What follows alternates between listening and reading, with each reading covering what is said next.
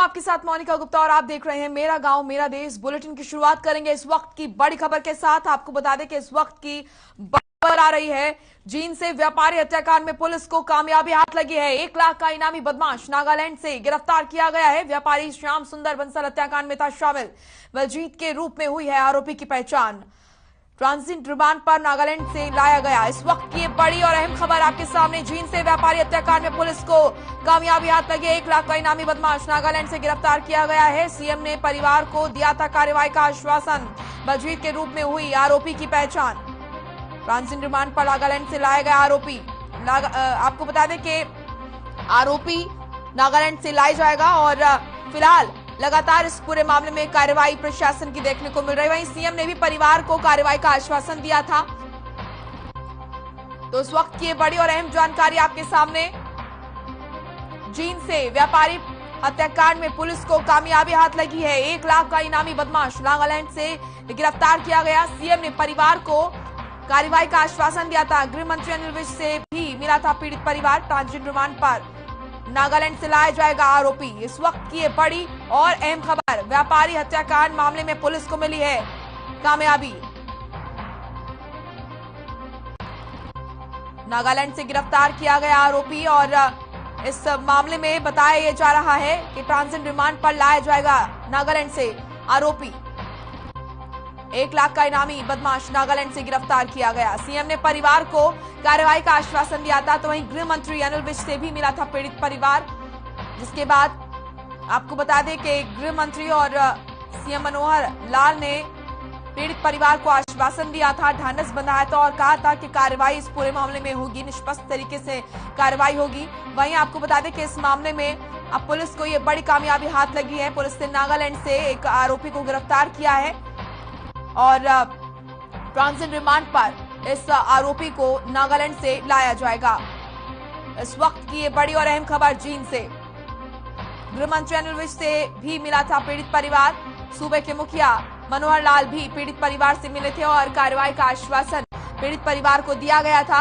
अब इस मामले में नागालैंड से आरोपी गिरफ्तार किया गया है और लगातार इस पूरे मामले में कार्रवाई देखने को मिल रही है। ट्रांजिट रिमांड पर नागालैंड से लाया जाएगा आरोपी।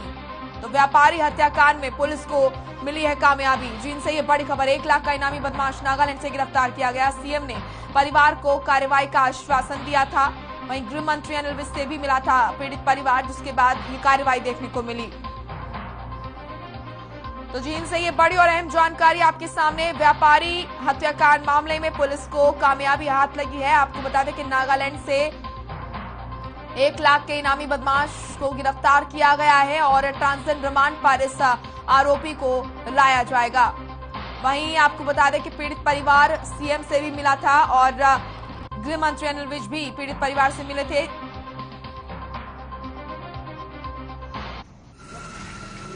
23 नवंबर को श्याम सुंदर हत्याकांड हुआ था, जिस हत्याकांड में जो मुख्य आरोपी बलजीत पोखरीखेड़ी था, उसके लिए हमारी सीआईए की टीम लगातार हरियाणा तथा अन्य देश के अन्य राज्यों में लगातार रेड कर रही थी और उसी के चलते हमारे जो सीआईए टीम के निरीक्षक हैं अनूप सिंह, उनको एक सूचना प्राप्त हुई कि जो बलजीत पोखरीखेड़ी है अपने साथियों के समेत नागालैंड में मौजूद है। इसी के अंतर्गत हमारी टीम ने एसटीएफ की सहायता लेते हुए नागालैंड में पहुंची और उसके उपरांत हरियाणा के डीजीपी माननीय श्री प्रशांत कुमार अग्रवाल जी द्वारा डीजीपी नागालैंड से बातचीत की गई और वहां की स्थानीय पुलिस की मदद ली गई। स्थानीय पुलिस की मदद लेते हुए नागालैंड के दीमापुर से हमने बलजीत पोखरीखेड़ी को उसके 2 साथियों के साथ, जिसमें एक कुलदीप सन ऑफ शमशेर खंदराई, दूसरा मंजीत सन ऑफ शमशेर मुंडार, इन दोनों को बलजीत पोखरीखेड़ी के साथ नागालैंड के दीमापुर से गिरफ्तार किया। परमजीत हमारे सहयोगी जुड़ चुके हैं ज्यादा जानकारी के साथ जींद से। परमजीत, क्या कुछ अपडेट इस पूरे मामले में सामने आ रहा है? पुलिस को कामयाबी हाथ लगी है? बिल्कुल, देखिए जींद पुलिस को बड़ी कामयाबी आज हाथ लगी। हालांकि देखिए जो जितेंद्र डीएसपी है, उनका ये कहना है कि आज जो मेन आरोपी है इसका पोखरीखेड़ी बलजीत, उसको आज नागालैंड से जो है नागालैंड पुलिस ने गिरफ्तार किया है और अभी जो है उसको यहाँ पे जींद लेके आया जाएगा। हालांकि देखिए कुछ दिन पहले की बात है कि श्याम सुंदर हत्याकांड जींद में हुआ था, ताबड़तोड़ गोलियां बरसाई गई थी 25 राउंड फायर किए गए थे, जिससे पूरा जींद जो है दहल गया था। लेकिन अभी जो है जो इसका दूसरा आरोपी था वो दिल्ली से गिरफ्तार किया गया था, धर्मेंद्र पहलवान को, और जो मेन आरोपी था इस पर 1 लाख का इनाम है, तो इसको जो है आज नागालैंड से गिरफ्तार किया गया है। और देखिए अभी जो है जो डीएसपी है उनका ये कहना है कि अभी जो है हमारी जो टीम है सीआईए की वो लगातार छापेमारी कर रही थी, तो पुलिस को जो है सूचना मिली, उसके बाद यहाँ से सीआईए की टीम को रवाना कर दिया गया है और फिलहाल नागालैंड से गिरफ्तार किया गया। जी बिल्कुल। और इसी के साथ अगर बात करें परमजीत, तो कार्रवाई जो अब तक की गई है पुलिस की कार्रवाई में अभी तक क्या कुछ और सामने आया है? क्यों यह हत्या की गई थी? क्या इसके पीछे के कारण बताए जा रहे हैं? और कौन है ये जिसने हत्या की थी? इस पूरी वारदात को अंजाम दिया था? बिल्कुल, देखिए ये जो बलजीत पोकरीखेड़ी है ये एक जो है बदमाश है, पहले भी इस पर काफी मुकदमे दर्ज है लूट की हत्या के, तो ये जो है एक बड़ा बदमाश है। और इसमें जो मेन आरोपी इसमें 2 ही थे, धर्मेंद्र पहलवान और बलजीत पोकरीखेड़ी। तो धर्मेंद्र पहलवान को जो है दिल्ली पुलिस ने अरेस्ट किया था, तो दिल्ली से जीन लेके आ गया था, दिल्ली पुलिस ने उसको अरेस्ट किया था, और अब जो है ये नागालैंड पुलिस ने इसको गिरफ्तार किया है। और वहाँ पे जो है ये अपने साथियों के साथ रह रहा था, तो पुलिस को सूचना मिली कि देखिए ये करीबन जो है 2-3 महीने से ज्यादा का टाइम हो चुका है, और आज पुलिस को बड़ी कामयाबी मिली है। तो पुलिस ने सूचना ये मिली थी कि ये अपने साथियों के साथ वहाँ पे कोई जो है काम धंधा कर रहा है, तो उसके दौरान ही इनको गिरफ्तार किया गया। 2 इसके साथी हैं, एक बलजीत पोकरीखेड़ी को गिरफ्तार किया गया है। जी चलिए, शुक्रिया आपका तमाम महत्वपूर्ण जानकारी के लिए, अपडेट हम तक पहुंचाने के लिए।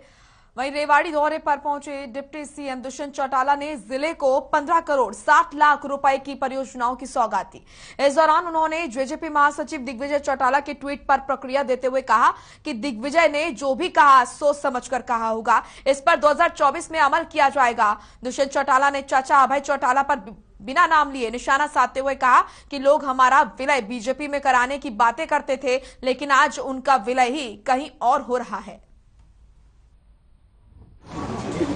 ने कहा है और कुछ सोच के कहा होगा, और हम तो पहले कहते हैं कोई नई चीज नहीं। लोग हमारा विलय बीजेपी में कराने की बात करते हैं, पंजाब में तो उनका विलय जिनके विरोध में वो थे उनके साथ होता दिख रहा है जी। वो दिन दूर नहीं जिस तरह लोग छोड़ कर उनको जा रहे हैं और हमारे पास और मजबूती से आ रहे हैं। मैं मानता हूं कि दिग्विजय ने जो बात आज कही है 2024 पे उस पे हम करेंगे ₹10 की लागत से। वहीं शिक्षा मंत्री कंवरपाल गुर्जर ने कहा कि अगर परिस्थितियां ठीक रहीं और कोरोना के केस कम हुए तो फरवरी महीने में फिर से स्कूल खोले जाएंगे। उन्होंने कहा कि इस दौरान 30 से 33% के हिसाब से बच्चों को बुलाया जाएगा ताकि विद्यार्थियों को स्कूल का काम मिले और वो बिजी रहें, लेकिन वो सब कोरोना के हालात पर निर्भर करता है। साथ ही कंवरपाल गुर्जर ने कहा कि 8वीं का बोर्ड बनाकर परीक्षा लेने का फैसला इसलिए लिया गया ताकि बच्चों को एहसास हो, उनमें गंभीरता आए। उन्होंने कहा कि 5वीं का बोर्ड नहीं है, पेपर लेंगे, अगर बच्चा पास नहीं होता तो उसे फिर मौका दिया जाएगा।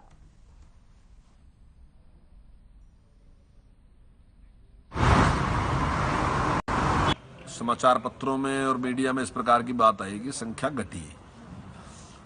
अब अगर मान लो संख्या घटती है, हालांकि अब एग्जैक्ट नहीं है ये बात कितनी घटी कितनी नहीं घटी, लेकिन अगर कोरोना के पेशेंट की संख्या घटती है तो निश्चित तौर से हमारा प्रयास होगा कि फरवरी मास में हम फिर स्कूल खोल लें।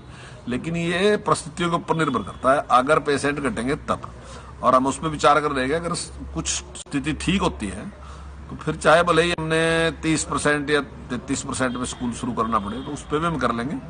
एक बच्चा 2 दिन आएगा, फिर दूसरे बच्चे 2 दिन करके 3 ग्रुप में वो बच्चे आ जाएंगे, ताकि कुछ ना कुछ उस प्रकार का एक उनको मतलब पढ़ाना भी और उनको कुछ काम देना भी, ताकि वो थोड़ा बिजी रहे। वहीं स्वास्थ्य और गृह मंत्री अनिल विज ने पंचकूला के सेक्टर 3 ताऊ देवीलाल स्टेडियम से 198 नई एम्बुलेंस और 47 मोबाइल चिकित्सा इकाइयों को हरी झंडी देकर रवाना किया। इस मौके पर अनिल विज ने कहा कि हरियाणा की स्वास्थ्य सेवाओं को बेहतर बनाने के लिए नई एम्बुलेंस और मोबाइल चिकित्सक इकाइयों के आने से स्वास्थ्य सुविधाओं में सुधार होगा। विज ने कहा कि 5 राज्यों में होने वाले चुनाव में बीजेपी सरकार बनाएगी।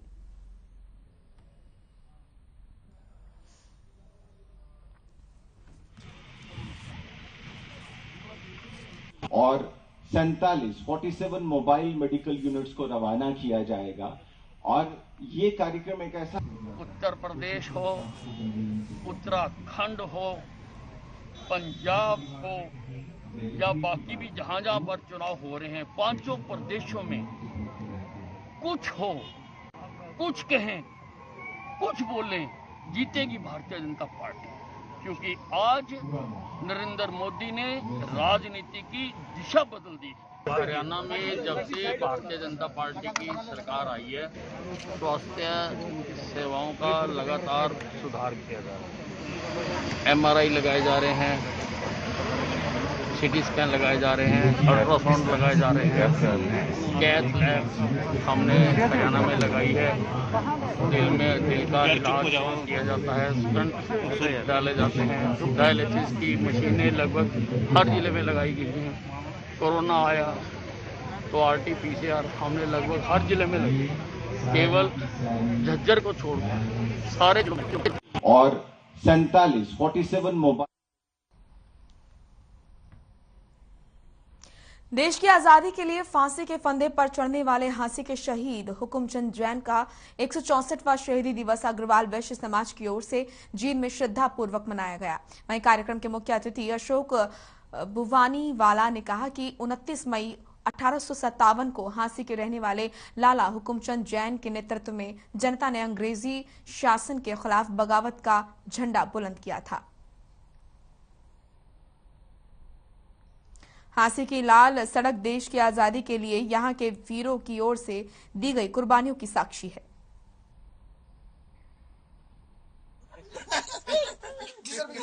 लाला हुकुमचंद जैन जी देश की आज़ादी के प्रथम ऐसे सिपाही थे जिन्होंने भारत आज़ाद करने के लिए एक चिंगारी का काम किया था।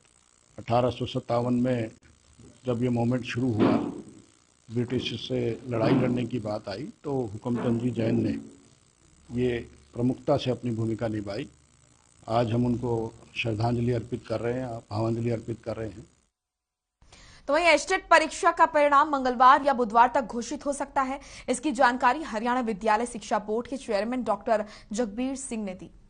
Board chairman doctor Jagbir Singh का कहना है कि कोर्ट के आदेशों के अनुसार रिजल्ट जारी करने से पहले बायोमेट्रिक अटेंडेंस का मिलान भी होना है, यानी कि अंगूठे की जांच होगी तभी रिजल्ट घोषित किया जाएगा। उनका कहना है कि प्रदेश में इसकी तारीख भी घोषित कर दी गई है।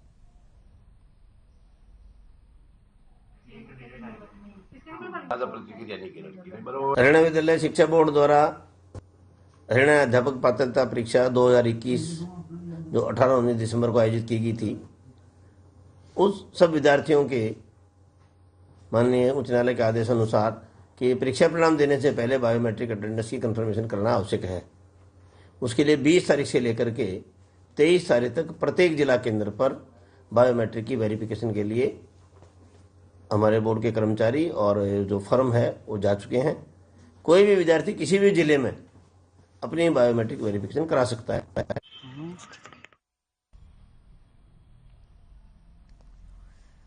तो एस्टेट परीक्षा का परिणाम मंगलवार या बुधवार तक घोषित हो सकता है। इसकी जानकारी हरियाणा विद्यालय शिक्षा बोर्ड के चेयरमैन डॉक्टर जगबीर सिंह ने दी। Board chairman doctor Jagbir Singh का कहना है कि कोर्ट के आदेशों के अनुसार रिजल्ट जारी करने से पहले बायोमेट्रिक अटेंडेंस का मिलान भी होना है, यानी कि अंगूठे की जांच होगी तभी रिजल्ट घोषित किया जाएगा। उनका कहना है कि प्रदेश में इसकी तारीख भी घोषित कर दी गई है। प्रदेश में आंगनवाड़ी कार्यकर्ताओं का प्रदर्शन लगातार जारी है। प्रदर्शन की दो तस्वीरें आपको दिखाते हैं गन्नौर और कैथल से। आपको बता दें कि गन्नौर में आंगनवाड़ी कार्यकर्ताओं और सहायकों ने अपनी मांगों को लेकर रेलवे स्टेशन पर रोष प्रदर्शन किया। इसके बाद वो विधायक निर्मल चौधरी के पास पहुंची और सीएम के नाम ज्ञापन सौंपा। इस दौरान काफी यहां पर संख्या में पुलिस बल मौजूद भी दिखाई दिया। तो वहीं आपको बता दें कि कैथल में भी इसी तरह का प्रदर्शन देखने को मिला और कैथल में आंगनवाड़ी कार्यकर्ताओं ने मांगों को लेकर विधायक लीलाराम के निवास स्थान का घेराव किया। तो प्रदेश में आंगनवाड़ी कार्यकर्ताओं का प्रदर्शन लगातार जारी है और ये दो तस्वीरें हम आपको दिखा रहे हैं गन्नौर और कैथल की, जहां पर कार्यकर्ताएं प्रदर्शन कर रही हैं और उनका कहना है कि जब तक उनकी मांगे नहीं मानी जाती तब तक वो इसी तरीके से अपना रोष व्यक्त करते रहेंगे। रेलवे स्टेशन पर रोष प्रदर्शन किया और जिसके बाद विधायक निर्मल चौधरी के पास भी वो पहुंचे और सीएम के नाम ज्ञापन सौंपा गया। इस दौरान काफी संख्या में पुलिस बल भी मौजूद रहा ताकि किसी प्रकार की कोई अप्रिय घटना न होने पाए। तो वहीं कैथल में भी आंगनवाड़ी कार्यकर्ताओं ने मांगों को लेकर विधायक लीलाराम के निवास स्थान का घेराव किया।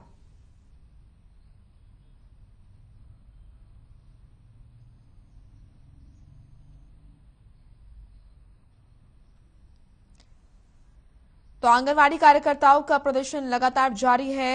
लगभग 1 महीने का समय पूरा हो गया है। अपनी मांगों को लेकर लगातार अपना रोष व्यक्त कर रहे हैं कार्यकर्ता। विधायकों के आवास का लगातार घेराव भी कर रहे हैं आंगनबाड़ी कार्यकर्ता। झज्जर के बागपुर गांव में एक निर्माणाधीन मकान में काम कर रहे मजदूर की करंट लगने से मौत हो गई, जिसके बाद कुछ लोगों ने हादसे की सूचना झज्जर पुलिस को दी। वहीं पुलिस ने मौके पर पहुंचकर हादसे की कार्रवाई करते हुए शव को कब्जे में लेकर झज्जर के सरकारी अस्पताल में पोस्टमार्टम कराकर शव परिजनों को सौंप दिया।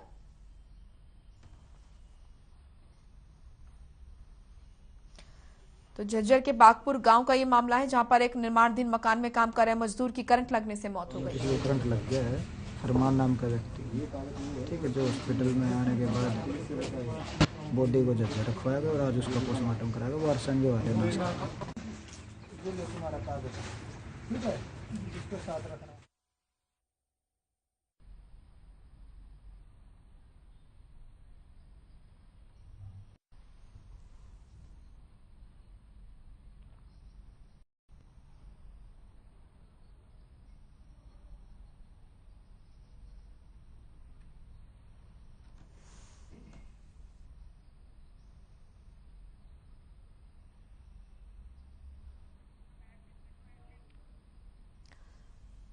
तो आपको बता दें कि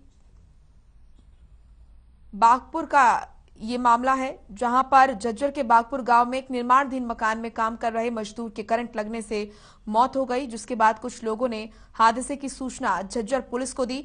वहीं पुलिस ने मौके पर पहुंचकर हादसे की कार्रवाई करते हुए शव को कब्जे में लेकर झज्जर के सरकारी अस्पताल में पोस्टमार्टम के लिए भेजा और उसके बाद शव परिजनों को सौंप दिया गया। अंबाला में सड़क दुर्घटनाएं लगातार बढ़ती जा रही हैं। ऐसे में एक मामला अंबाला शहर के बलाना बस स्टैंड के पास देखने को मिला, जहां पर एक मोटरसाइकिल और बस की टक्कर हो गई, जिस पर अंबाला सदर थाना के एसएचओ ने बताया कि 3 लोग जो कि बाइक पर सवार थे, उनमें से 2 आदमी और एक बच्ची है और एक आदमी की मौके पर ही मृत्यु हो गई और दूसरे आदमी को अस्पताल में भर्ती करवाया गया। साथ ही बताया कि बच्ची को काफी चोटें आई हैं, जिसको देखते हुए उन्होंने बच्ची को पीजीआई में रेफर कर दिया है।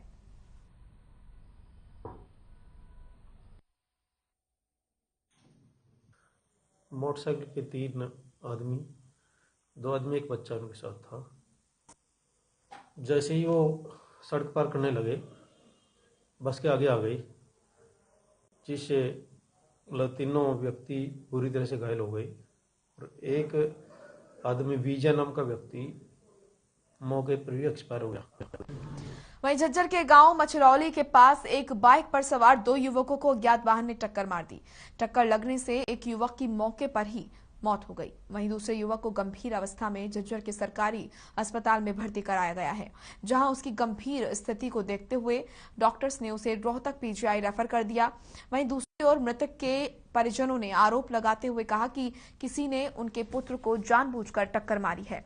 फिलहाल पुलिस ने दुर्घटना का मामला दर्ज कर कार्यवाही शुरू कर दी है। अब जांच के बाद ही पता चल पाएगा कि हत्या है या दुर्घटना।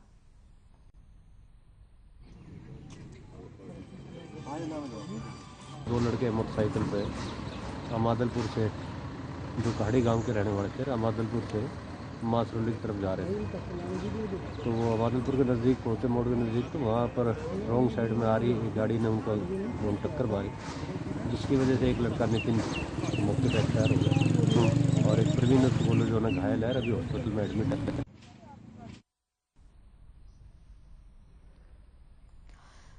वहीं दिल्ली के सुल्तानपुरी में रेप पीड़िता के भाई की हत्या की आग अब गुरुग्राम में भी सुलगने लगी है। इसके चलते साइबर सिटी गुरुग्राम के मिनी सचिवालय के बाहर गुरुग्राम जिला बार एसोसिएशन के वकीलों ने 2 घंटे का सांकेतिक धरना प्रदर्शन किया। आपको बता दें कि बीते दिनों दिल्ली के सुल्तानपुर इलाके में दुष्कर्म के आरोपियों ने पीड़ित युवती के भाई की बेरहमी से हत्या कर दी थी। वहीं पुलिस और प्रशासन की नाकामी से नाराज गुरुग्राम जिला बार एसोसिएशन के वकील धरने पर बैठ गए हैं।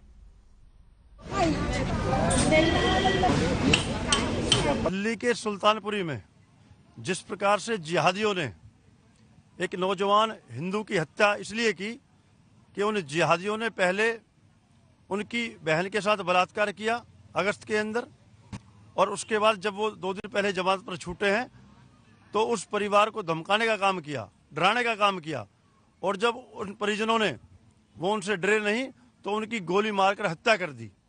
ये जिहादी जिस प्रकार से सुल्तानपुरी के अंदर जो तांडव हुआ है, जो नंगा नाच हुआ है, और एक हिंदू नौजवान की इकलौते परिवार में कमाने वाले नौजवान की जो हत्या की गई है, उसके विरोध के अंदर आज हम यहाँ पर हिंदुस्तान के हिंदुओं को जगाने का काम करना चाहते हैं।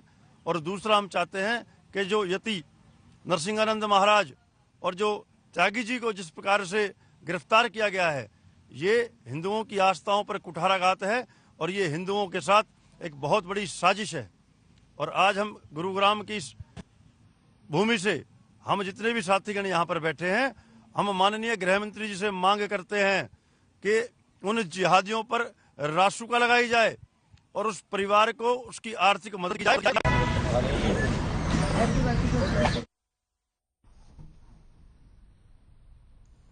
तो वहीं हरियाणा सरकार की ओर से हर घर में स्वच्छ जल पहुंचाने के लिए जल जीवन मिशन योजना शुरू की गई, जिसमें ग्रामीण क्षेत्रों के सभी घरों में इस योजना के तहत पानी पहुंचाने का काम किया गया। वहीं गुरुग्राम के पटौदी के गांव बहौड़ा कला में सरकार और जल शक्ति मंत्रालय की ओर से इस योजना के तहत इस गांव में आपको बता दें कि 17,55,209 रुपए की लागत से 658 पानी के नए कनेक्शन ग्रामीणों को दिए गए, जिसके लिए विभाग ने इन कनेक्शन की एवज में ग्रामीणों से कोई पैसा नहीं लिया। मामले का खुलासा तब हुआ जब इन लोगों के घर पानी का भारी भरकम बिल पहुंचने लगा और ग्रामीणों को इसमें बड़े घोटाले की बू आने लगी। वहीं जब इस तरह की शिकायत उच्च अधिकारियों तक पहुंची तो वो एक्शन मोड में दिखाई दिए। तब स्वास्थ्य विभाग के सोहना डिवीजन पटौदी के यहाँ पर प्रशासन की तरफ से एक्शन देखने को मिला। बहौड़ा कला के अंदर पीएससी विभाग द्वारा 2021 में नए कनेक्शन किए गए थे, जिसमें हमने आईटीआई द्वारा उनकी जांच मांगी गई थी। उस आईटीआई द्वारा जांच में कुछ घपले लिखाए गए। ओनली कनेक्शन कागजों में है, घर पर किसी का भी नहीं है। 658 कनेक्शन दर्शाए गए हैं। 658 में से मात्र 5 या 7 कनेक्शन हुए हैं बस, और बाकी सब कागजों में, बाकी करोड़ों का लाखों का रुपए का घपला है।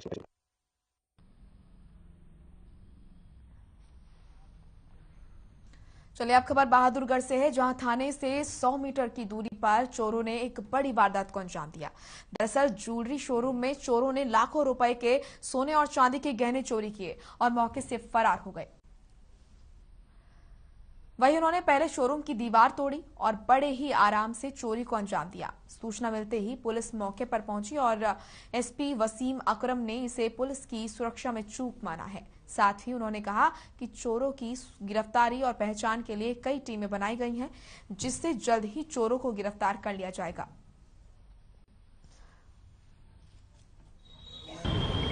जो कुछ चीजें तो अभी तफ्तीश का हिस्सा हैं। हम लोग सुबह करीब ये 9:30 बजे डिटेक्ट हुआ है। दुकान के जो मालिक है ओम प्रकाश वर्मा जी, इनकी दुकान है। ये करीब 9:30 बजे दुकान आके खोली थी इन्होंने। तो जब दुकान आके खोली, इनको जो तिजोरी वगैरह वो टूटी हुई मिली, पड़ी हुई। तो ये आजकल क्योंकि शाम को 6 बजे दुकानें बंद हो जा रही हैं, तो 6 बजे दुकान बंद करके जाना इनका बताया गया है। परंतु 7 वाली लगती दुकान जो आप लोग देख रहे हैं, इस दुकान में कंस्ट्रक्शन का काम चल रहा है करीब 2.5 महीने से। तो इसी टूटी हुई दुकान का जो अंडर कंस्ट्रक्शन दुकान था, इसका सहारा लेते हुए उन्होंने आड़ का फायदा उठाते हुए अंदर दीवार को।